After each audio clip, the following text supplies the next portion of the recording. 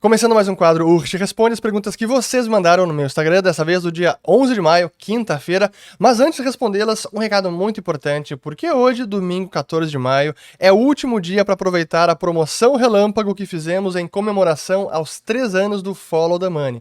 Então, se você não segue o dinheiro ainda, siga o dinheiro. Na descrição do vídeo tem um link que vai te levar diretamente para o carrinho, com uma condição exclusiva de 20% de desconto, mas realmente é apenas válida hoje, 20% na assinatura anual. Lembrando que no Follow the Money temos o nosso melhor conteúdo, toda quarta-feira uma transmissão ao vivo, com interação com os assinantes, respondendo perguntas de todo mundo sobre os mais variados temas, história financeira, mercados, economia global, investimentos. Então, se você gosta dos nossos conteúdos aqui, abertos no canal, eu tenho certeza que você vai aproveitar o Follow the Money. Então, aproveite, 20%, realmente acaba hoje, domingo. Já era para ter acabado, mas devido a muitos pedidos, resolvemos estender até o final de hoje. Então, link na descrição do vídeo. Pois bem, esse era o recado. Agora, antes de responder as perguntas, apenas uma mensagem de agradecimento pelo reconhecimento e carinho, porque foi muito bacana, aconteceu algo. Como vocês podem ver, eu tô aqui em quarto de hotel, tô em Houston, no Texas, já vou explicar o porquê. Mas no aeroporto em Porto Alegre, na virada de quarta para quinta, quando eu tava pegando o voo para vir para cá, aconteceu algo bem inusitado para mim, porque não apenas um inscrito no canal me reconheceu, mas ele e toda a sua família. Então eu queria mandar uma mensagem de obrigado pelo carinho, o Sr. Melo e toda a sua família, esposa, filhos, noras, genros, porque foi muito bacana essa receptividade e o carinho, as palavras elogiosas com respeito ao meu trabalho. E é sempre muito bacana quando eu tenho esse tipo de reconhecimento nos mais variados locais, e tem acontecido com frequência, o que me deixa realmente muito feliz que a gente está no caminho certo aqui com o canal, com o nosso trabalho. Então, eu acho que é isso. Então, espero que o Sr. Melo e sua família estejam aproveitando as férias. Pois bem, sobre agora, por que estou em Houston? Eu cheguei aqui na quinta-feira. Semana que vem temos a nossa imersão em Miami, no escritório da Liberta Globo, que é um evento exclusivo sobre investimentos globais, investimentos no exterior, estruturas offshore, muito bacana. Mas eu resolvi antecipar um pouco a minha vinda para os Estados Unidos e passar por Houston, primeiro porque tem um grande amigo meu que mora aqui, trabalha aqui, o Rafael, inclusive morou e trabalhou comigo em Dubai. E eu queria aproveitar esse momento, já que estava aqui também, ir até o museu que existe em Galveston, que é ao sul de Houston, é uma cidade costeira. E lá tem o Ocean Star, que é o nome de uma plataforma móvel que foi desativada e foi transformada num museu para contar a história da exploração e perfuração de petróleo em alto mar. E eu queria até, antes de mostrar o souvenir que eu acabei comprando lá, eu queria contar um pouco dessa história, porque quando a gente entende o quão importante é a descoberta do petróleo e toda a tecnologia que existe por trás dessa indústria, a gente fica fascinado. E claro que eu tenho o meu viés, que sou investidor do setor, assim, isso já tem algum tempo. Mas quanto mais eu estudo e conheço sobre, mais assim, maravilhado eu fico e impressionado. Então eu digo que eu concluí essa minha ida até o museu, eu fiz algumas gravações lá, não sei se eu vou conseguir transformar em vídeo, porque é muito específico sobre perfuração em si. Mas eu tirei, digamos, 3 conclusões importantes. A primeira é que é uma indústria com um alto nível de tecnologia empregada, que até as pessoas subestimam o quanto que ela é high-tech. O pessoal acha que high-tech é só Silicon Valley, tecnologia, software, rede social, etc. Mas é verdade que na indústria do petróleo tem muita tecnologia, e especialmente na indústria offshore, de plataformas, de perfuração em 2.000 metros de profundidade. Assim, é impressionante o que essa indústria conseguiu fazer no mundo inteiro, e especialmente aqui na região do Texas, em Houston, ela se desenvolveu bastante. Foi um dos estados que vivenciou um boom do petróleo no início do século XX, uma das maiores reservas de petróleo do planeta e dos Estados Unidos, e está aqui no oeste de Texas, no que eles chamam que é a Bacia do Permiano, que é uma boa parte do Texas e também do estado do Novo México. Mas no Golfo do México também tem muitas reservas de petróleo, aí claro, em alto mar. E também no leste aqui de Houston, que é em Beaumont, também foi uma das primeiras cidades que descobriram petróleo. E Houston acabou se tornando um hub para esse setor e se beneficiou muito da pujança do setor de petróleo e gás. Tanto é que na região metropolitana de Houston, em Pasadena, que é uma cidade conhecida, porque lá tem uma refinaria que a Petrobras comprou, enfim, esse foi um escândalo. Mas enfim, em Pasadena há uma das maiores concentrações de refinarias e indústria petroquímica do planeta. Então a primeira lição é que realmente é uma indústria muito avançada tecnologicamente. Para perfurar e encontrar petróleo e produzir da forma que hoje se consegue, é impressionante. A segunda lição é que a nossa vida hoje, a economia moderna, ela é completamente dependente de petróleo. E muita gente subestima isso ou desconhece, porque acha que o petróleo serve apenas para combustível de carro, caminhões, navios, aviões e para eletricidade, quando na verdade a indústria petroquímica, os produtos que são derivados de petróleo, assim, é uma infinidade que ninguém nem tem noção disso. E até comprei aqui um souvenir. Eu coloquei no meu Instagram, mas aqui tá ele, ó. Aqui é uma camiseta escrita "Quem precisa de petróleo? Who needs oil?" E aí, atrás dela, tem aqui, ó. Todos nós precisamos. We all do. E aí tem a lista dos produtos, que é basicamente tudo. Se você olhar hoje a sua vida, o seu telefone, o computador, o seu tênis, a sua roupa, o remédio, a garrafa plástica, praticamente tudo tem algum componente derivado de petróleo. Então, essa ideia, o que me leva à terceira lição, a ideia de não financiar mais a indústria do petróleo e demonizar o petróleo é algo tão juvenil, contraproducente e perigoso, porque a vida moderna depende disso. E mais, para a gente realizar todos os planos audaciosos de transição energética, nós vamos produzir e consumir ainda muito petróleo, e isso é importante, inclusive, para realizar esse esforço enorme de mudar a nossa matriz energética.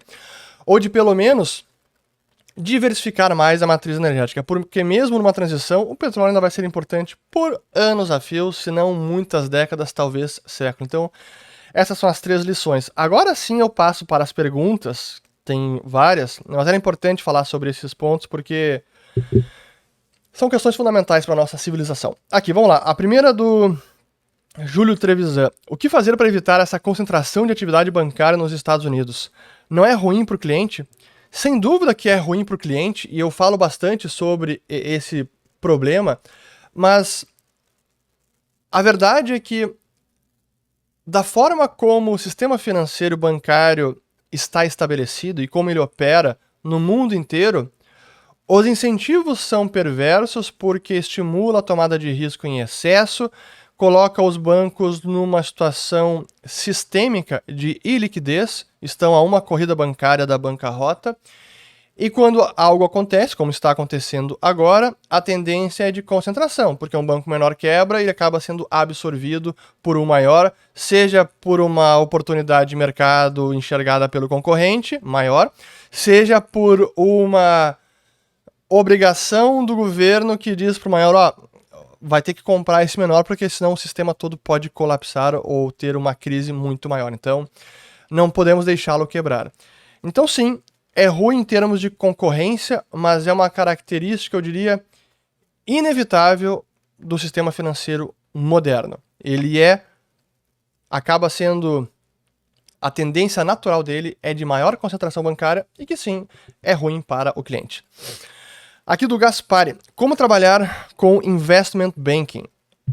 Bom, é preciso buscar empresas ou bancos que têm uma forte presença nessa área, ou boutiques de M&A, de fusões e aquisições, que trabalham com um banco de investimento, que é o que faz investment banking, é trabalhar com assessoria financeira de empresas, assessorando em processo de fusões, aquisições, venda de participações, captação no mercado de capitais ou no mercado privado.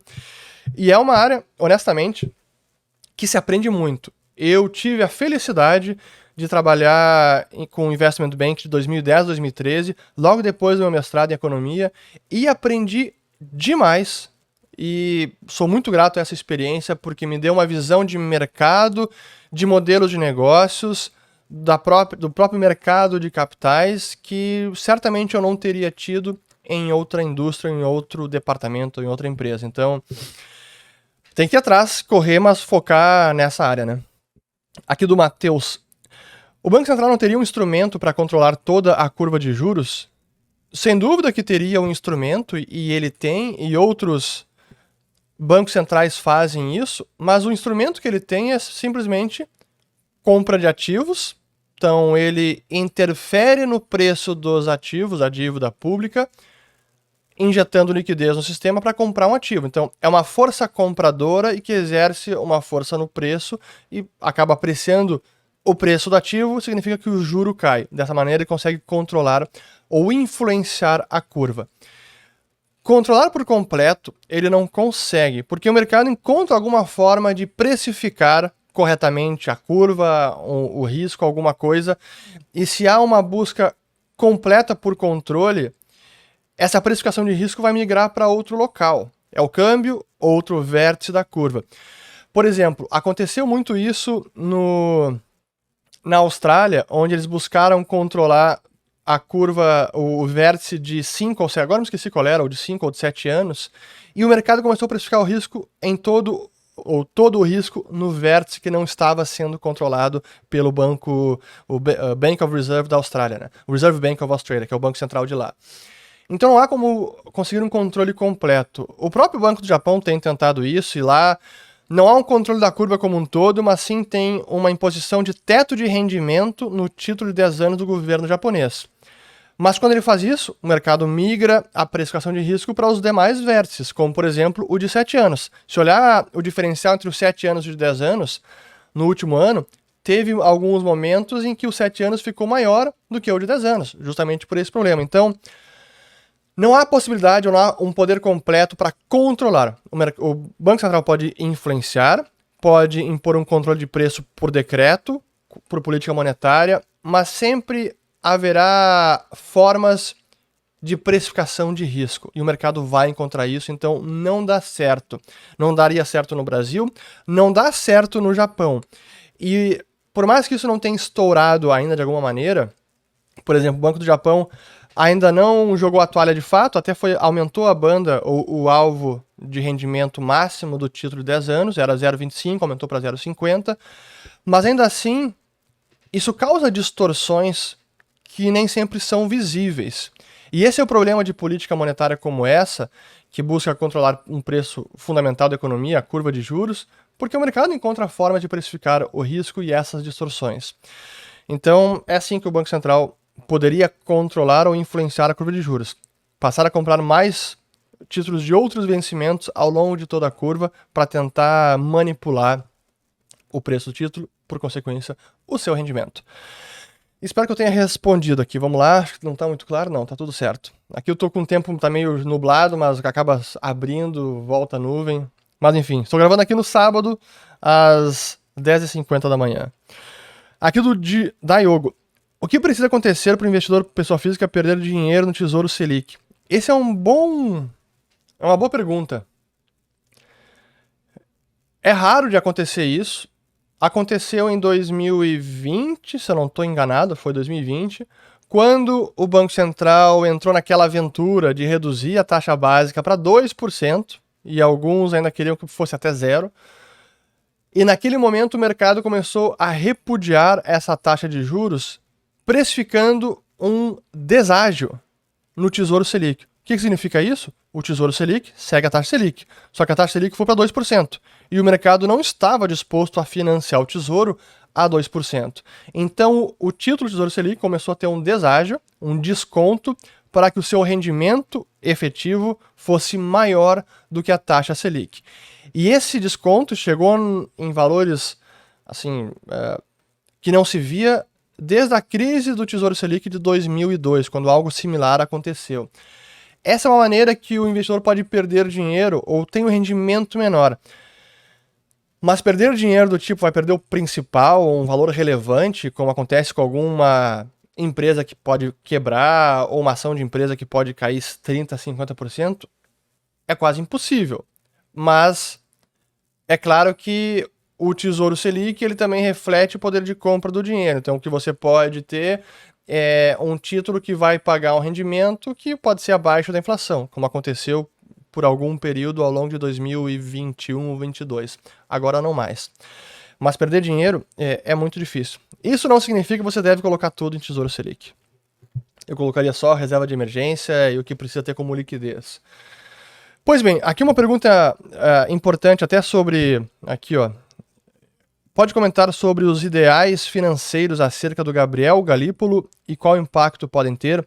Essa pergunta foi mandada antes de eu publicar o vídeo sobre o Gabriel Galípolo. Quem não assistiu, eu recomendo que assista, porque eu acho que ficou bem bacana, bem completo. Mas tem algo que eu preciso agregar do comentário que eu fiz. Porque numa das partes lá ele fala o seguinte, que inflação é um excesso de poder aquisitivo da população. E eu confesso que na hora eu não respondi da forma completa, e agora eu vou fazer isso, porque quando ele fala isso, como assim? Inflação, excesso de poder aquisitivo?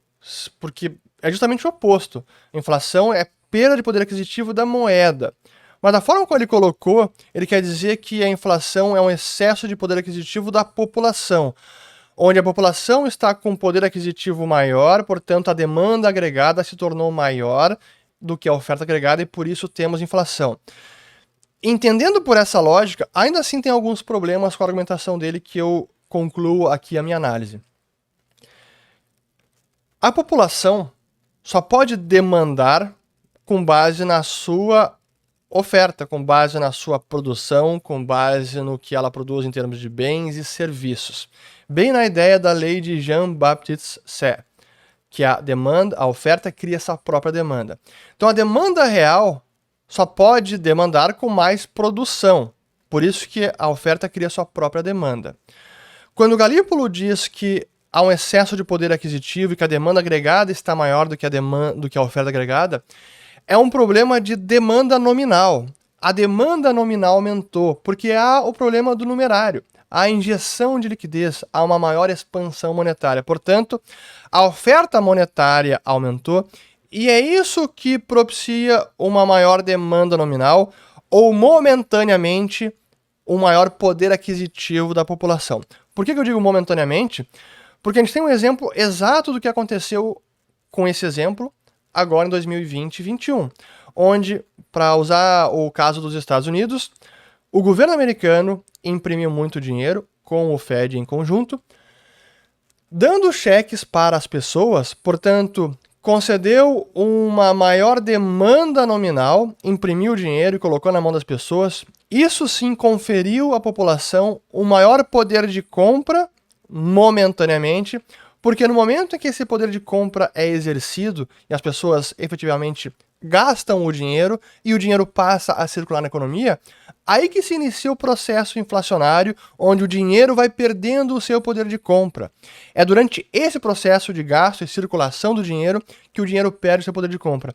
Então aquele poder aquisitivo maior inicial, logo ele será diluído e depois de o dinheiro se filtrar por toda a economia e impactar todos os preços relativos e o nível de preços aumentar, aquele poder aquisitivo maior foi embora. Então, o poder aquisitivo ele não se mantém por muito tempo neste processo de impressão de dinheiro. Ele logo é exaurido e o que acabamos verificando é que, sim, a inflação é a perda de poder de compra do dinheiro, que muitas vezes decorre por uma maior expansão monetária, na maior parte das vezes, e o sintoma é o aumento de preços. Então, não é as pessoas que têm mais poder de compra e podem, da noite para o dia, agora eu quero demandar mais. Esse é o que está a premissa errada, já de largada, desse tipo de análise do Galípolo. É como se as pessoas, da noite para o dia, resolvessem demandar mais. Quer saber? Eu tenho agora um poder de compra maior, eu vou demandar mais porque eu quero comprar mais, e aí a demanda agregada se torna maior que a oferta agregada. O que acontece é a expansão monetária que confere esse poder de compra momentaneamente maior, como foi em 2020 e 2021, com impressão de dinheiro, e o experimento econômico-social de dinheiro de helicóptero. Naquela ideia do Ben Bernanke, que no artigo imaginou o que seria a política monetária de dinheiro de helicóptero, helicopter money, como se um helicóptero despejasse dinheiro nas pessoas, foi o que aconteceu. Então, sim, no primeiro momento é maior poder de compra, mas que logo se traduz em perda do poder aquisitivo da moeda. E essa sim é a definição correta de inflação. E que, por sinal, se o Galípolo concede que nesse caso que ele fala excesso de poder aquisitivo é na verdade um excesso de liquidez, excesso de dinheiro, isso acaba anulando toda a sua argumentação prévia. Então isso até acaba sendo mais irônico. Mas enfim, seguindo aqui, uma pergunta do Rodrigo. PacWest, banco americano, registrou saques de 9,5 do valor custodiado, depósitos. Acredita em mais bancos quebrando? Infelizmente, sim, para mim esse problema ainda não acabou, porque os bancos americanos ainda enfrentam um ativo de valor duvidoso, que é os ativos voltados ao setor imobiliário comercial. Isso é um problema em curso, e eu acho que ainda não acabou essa questão bancária. Aqui do Mauro.up. Bill Gates investindo em usina nuclear. Não é de agora que o Bill Gates é um entusiasta de energia nuclear. E felizmente, o mundo está se dando conta que energia nuclear não apenas é superior em termos de ser uma energia limpa, segura, barata e confiável, como é a única solução realmente viável para a transição energética em larga escala. Não há como. Imaginar que a gente vai conseguir fazer transição energética sem energia nuclear, assim, é simplesmente impossível. Mas está vendo realmente um renascimento da energia nuclear em vários locais do planeta. Isso é muito positivo. Aqui do Coxinha. Boa pergunta, ó. República Popular do Brasil já é a realidade? Pois é. Aqui... Mas tem uma pergunta, outra aqui do Carlos também. PL das fake news. Se passar, o Brasil caminha para ser uma Venezuela? Eu começo por essa, depois eu respondo a pergunta anterior. Não. O Brasil não caminha para ser uma Venezuela porque esse tipo de política, o PL das fake news, não é uma política de devastação econômica, ou cujos efeitos recaem sobre a economia, pelo menos não diretamente nem frontalmente. Diz respeito mais à liberdade de expressão e à liberdade, por consequência, política, e afeta sim a democracia.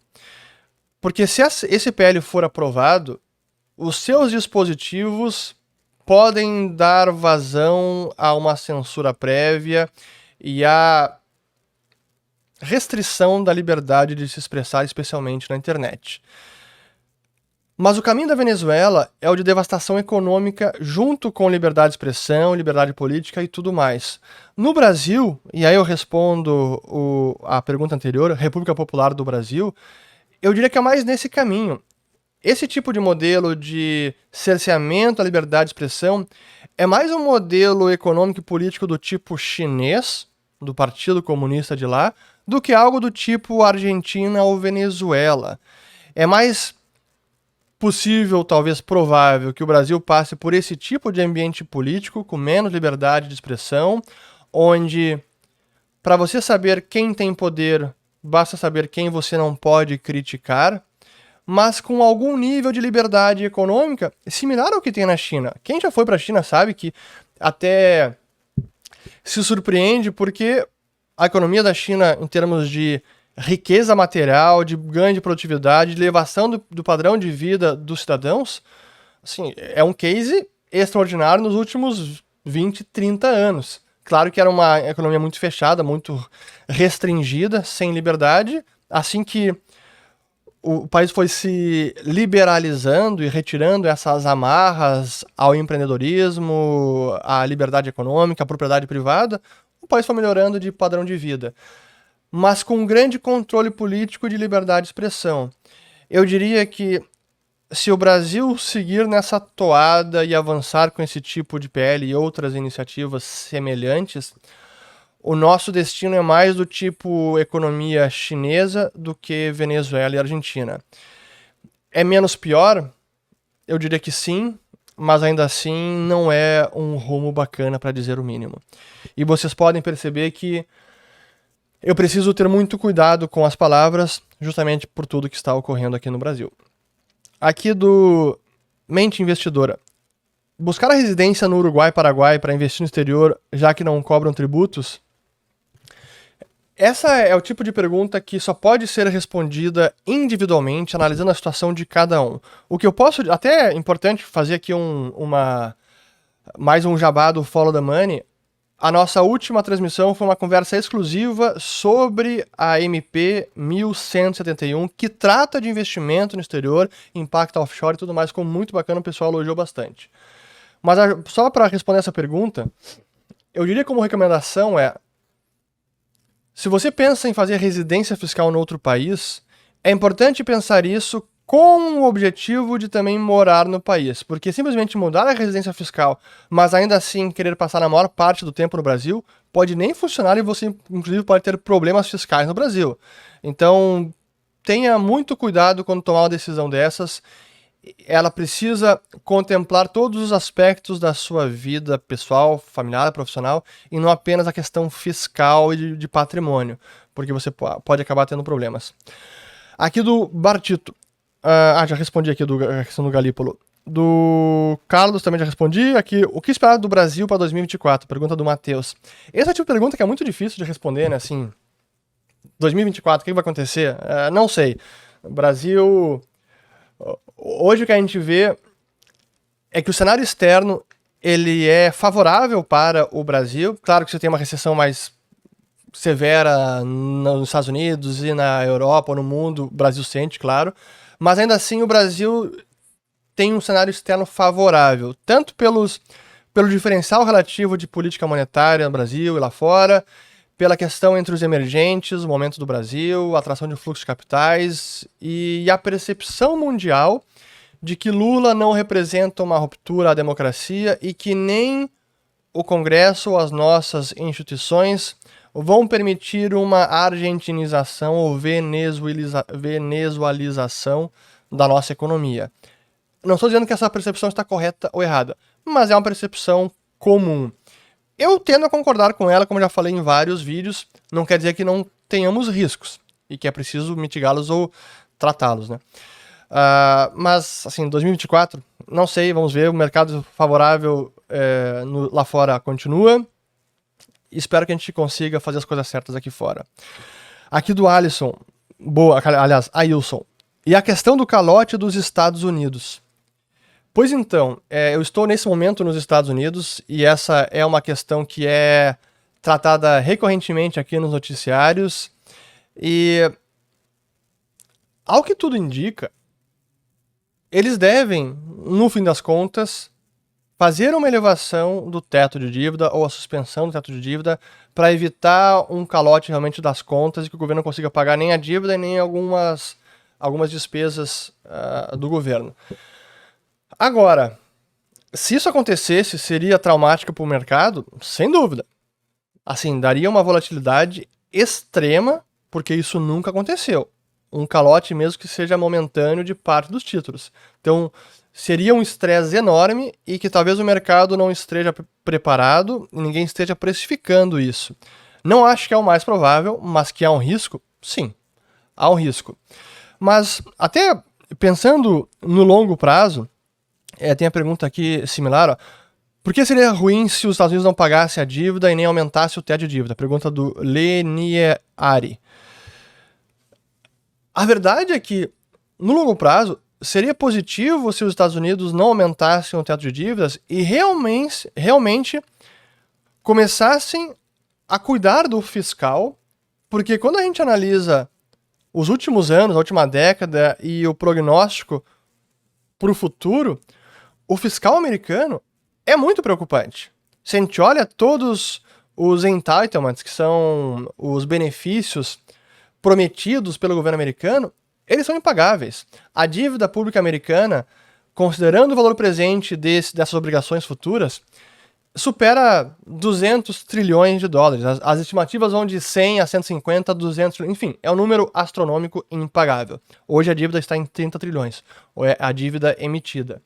Mas a dívida contratada, o que já está sendo, o que foi prometido para os cidadãos americanos, está na casa de mais de 100 trilhões de dólares. Então, a dívida é impagável e é preciso logo começar com a austeridade fiscal aqui nos Estados Unidos. Então, quanto antes isso começar a ser feito, melhor será para a economia americana, melhor será para a moeda americana, melhor será inclusive para o mundo, honestamente, porque isso coloca o mundo numa posição muito delicada, quanto mais o dólar vai sendo testado e a dívida pública americana vai ficando cada vez mais insustentável. Mas é o que temos para agora, esse estresse vai continuar. Aqui do Denis Ikeda, Japão aguenta mais 1 ano e meio de política monetária ultra expansionista? Pois o Japão ele está desafiando também todas as previsões e análises dos investidores mais renomados do planeta. Ninguém imaginaria que o Japão poderia durar tanto tempo com políticas monetárias heterodoxas, extraordinárias, ultra expansionistas, e cá estamos, ele continua. Sim, realmente é um case interessante. Será que aguenta mais 1 ano? Eu acho que 1 ano aguenta. Outra década? Eu diria que não, mas vai saber. Os últimos anos e décadas nos obrigam a ter humildade e dizer, não sei. Aqui do Anderson. Acha que o Elon Musk pode colocar algum aviso do Twitter para os usuários do Brasil? Bom, certamente isso aqui é com relação ao PL 2630. Certamente já contemplou a ideia, eu diria, mas seria interessante se isso acontecesse. Bem interessante. Aqui do Marco XYZ. Sua opinião por mero achismo. Um dia o Bitcoin valerá $1 milhão? Sim, um dia valerá. Agora, sem colocar uma janela de prazo, esse achismo não quer dizer nada. Então vamos tentar responder de forma mais completa. O Bitcoin pode valer $1 milhão no próximo ano? Não. Nos próximos 5 anos? Acho que não. Nos próximos 10 anos? É mais possível. Vai com certeza? Não apostaria nisso. Aqui do Danilo. Boa. Como as atitudes do STF refletem na visibilidade do Brasil para com investidores? Pois então, eu diria que esse tipo de ocorrido que está cada vez mais visível, sim, isso chega na imprensa, o que muitos... New York Times já falou sobre isso, Washington Post, vários jornais que são considerados mais à esquerda, ou mais democrata, ou mais progressista, já noticiaram sobre potenciais abusos de alguns ministros.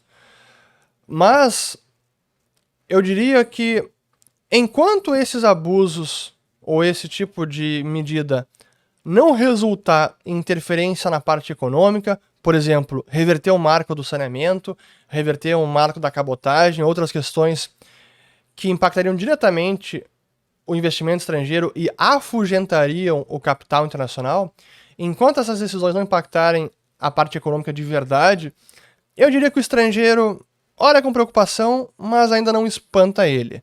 Tem a ver com o que eu falei de venezuelização do Brasil ou mais o Brasil do tipo China comunista?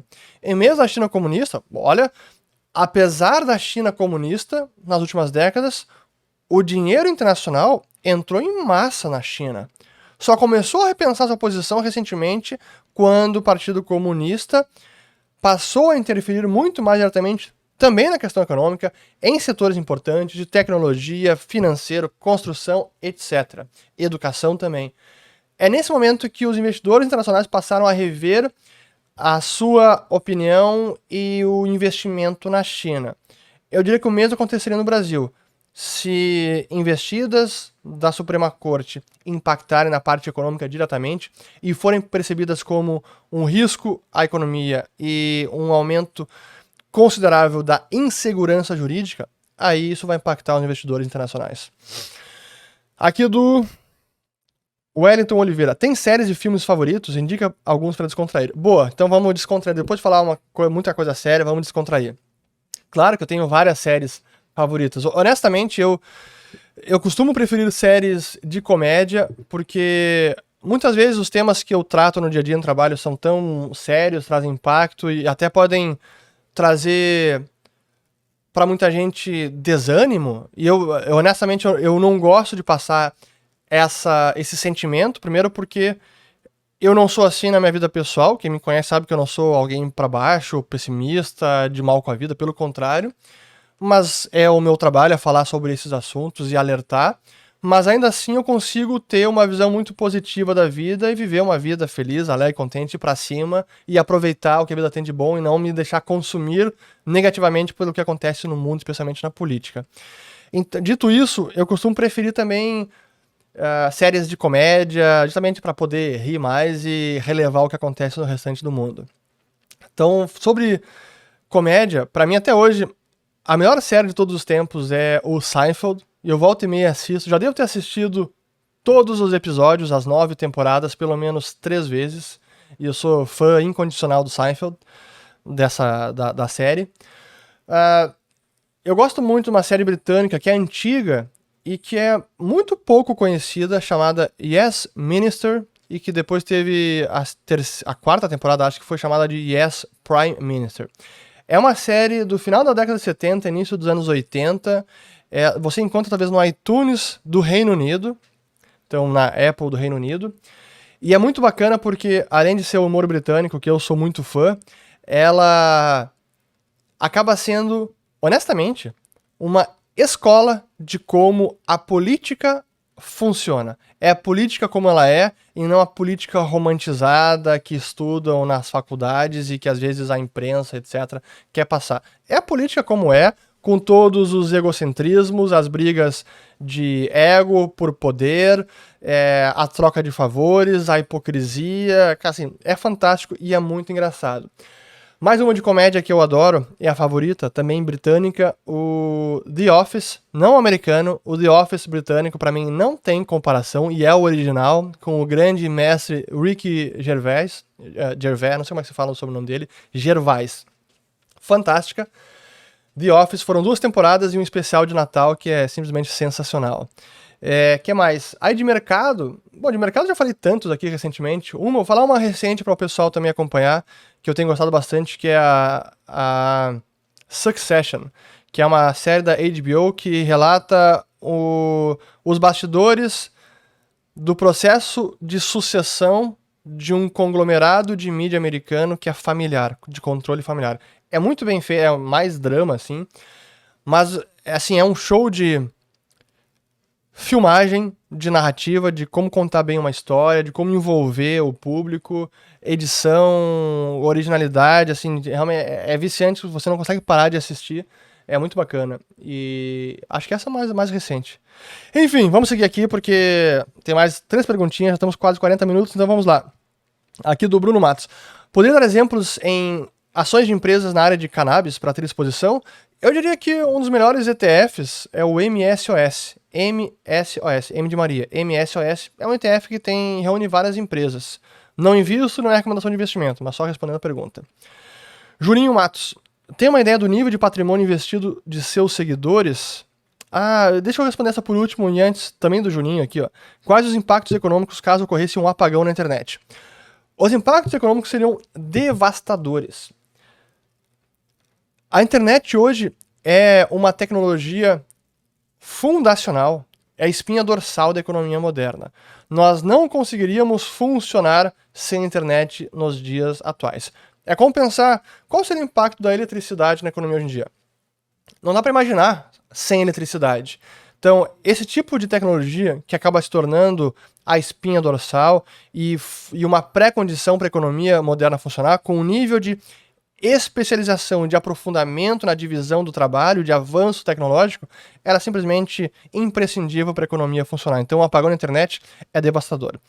A pergunta final, então, se eu tenho ideia do nível de patrimônio investido dos seus seguidores. É bacana falar sobre isso porque hoje o meu público ele está muito variado e eu digo com muita felicidade que o meu público é bastante sofisticado. E eu digo sofisticado Não no sentido, são todos com pós-graduação, com patrimônio elevadíssimo, que moram no exterior, tem vários imóveis, são CEOs. Não nesse sentido, mas sim no sentido de gente que quer se aprimorar e aumentar o seu nível de conhecimento intelectual. Gente que está muitas vezes em posições de liderança em empresas, empreendedores. Tem gente sofisticada e com muita experiência no mercado financeiro, gestores que eu sei que acompanham aqui o canal. Tem gente com muito patrimônio e que já fez sua vida ao longo das décadas. Tem gente com muita experiência. Felizmente hoje eu relatei o caso da família que me surpreendeu, porque foi muito bacana, onde todos vieram até mim falar comigo, que todos me acompanham, todos quiseram tirar foto, até publiquei no Twitter a foto, foi muito bacana. Depois até eu trago aqui, coloco na edição. Todos vieram agradecer pelo conteúdo, e eu tenho visto isso. Hoje, antigamente podia ser apenas os mais jovens e o filho dos amigos do meu pai me acompanhavam. Hoje são os amigos do meu pai que me acompanham, são senhores e senhoras de 70, 80 anos que também acompanham aqui. Então, o nível de patrimônio é dos mais variados, mas é um público muito bacana e é um público, sem dúvida, diferenciado, que me deixa muito feliz. E dos mais variados níveis de renda e de classe social, podem ter certeza. E eu fico igualmente satisfeito que eu vou num restaurante, o garçom me acompanha e me agradece pelo conteúdo, e eu tiro foto e converso, é muito legal.